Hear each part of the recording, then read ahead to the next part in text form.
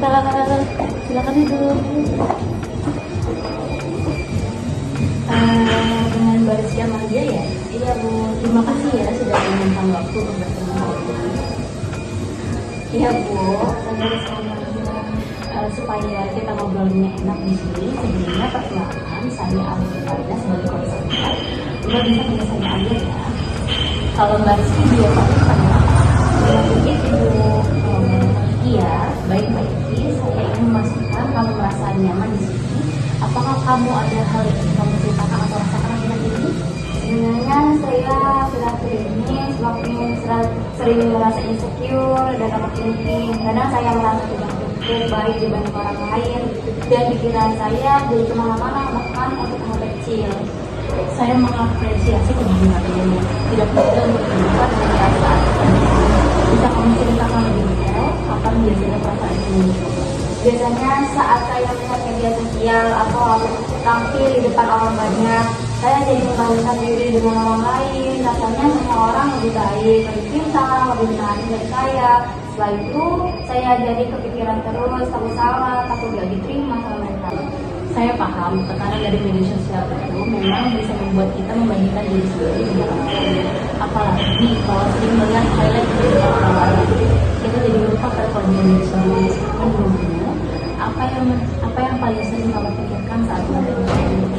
Saya sering berpikir, kenapa saya nggak bisa seperti mereka, atau saya pasti gagal kalau mencoba. Pikiran itu terus berputar di kepala saya, bahkan sampai segitu.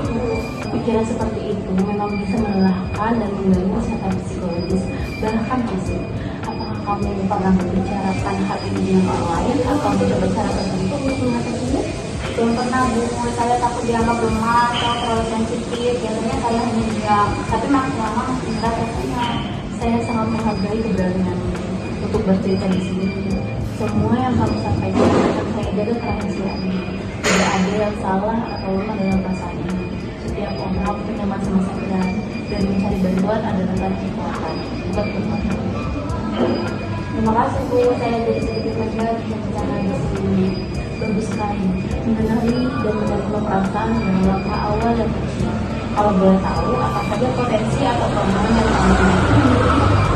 Saya kadang merasa tidak punya kelebihan, tapi teman-teman pernah bilang saya pendengar yang baik dan cukup teliti dalam mengerjakan tugas Bu. Itu adalah kekuatan yang sangat berarti. Tidak semua orang mampu menjadi pendengar yang baik dan teliti.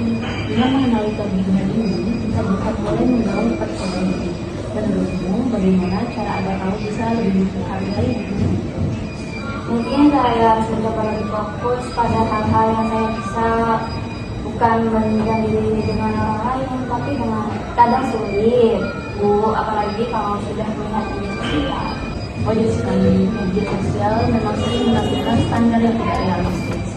Bagaimana kalau kita coba lakukan sederhana, misalnya setiap hari menuliskan 3 hal positif tentang dirimu, sekecil apapun.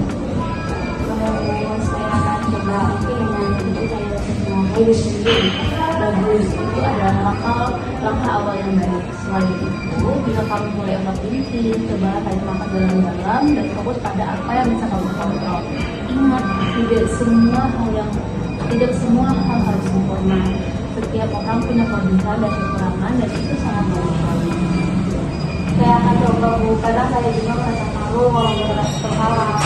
Tidak apa-apa, merasa malu itu adalah bagian dari proses belajar. Yang penting, kamu jujur pada diri sendiri dan mau mencoba. Saya akan melalui proses ini. Kamu boleh bercerita kapan saja, rasa butuh untuk berbicara. Terima kasih banyak ya Bu, saya merasa lebih tenang sekarang. Saya akan mencoba latihan yang disarankan. Sama-sama, saya percaya kamu bisa berkembang dan lebih percaya diri. Kita akan bertemu lagi minggu depan, dan kamu bisa bercerita tentang pengalaman mencoba latihan ini. Ingat, perjalanan adalah proses, dan setiap langkah kecil adalah kemajuan. Terima kasih. Ya, sama-sama.